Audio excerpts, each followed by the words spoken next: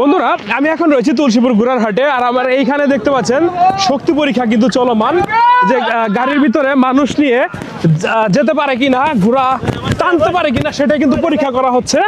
এবং এইভাবে যদি নিয়ে পার হতে পারে তাহলে তার শক্তিটা বেশি, এটা বোঝা যায় এবং সেটা কিন্তু বেশি দামে বিক্রি হয়।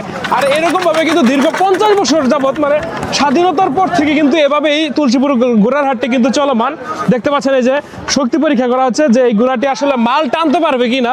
মূলত এইখানের যে ঘোড়াগুলো রয়েছে এগুলোতে মাল টানার কাজে বেশি ব্যবহার করা হয়।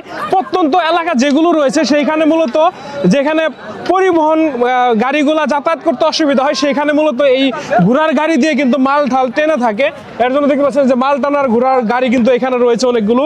আর এই যে চাচা মিয়ারা দেখতে পাচ্ছেন উনি কিন্তু শক্তি পরীক্ষা করতেছে। তো এইভাবেই শক্তি পরীক্ষা করে মূলত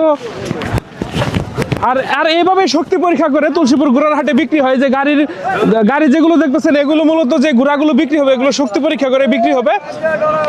এই পদ্ধতিটা দীর্ঘ 50 বছর যাবত চলমান এই তুলসীপুর ঘোড়ার হাটে। ভালো আছে তো।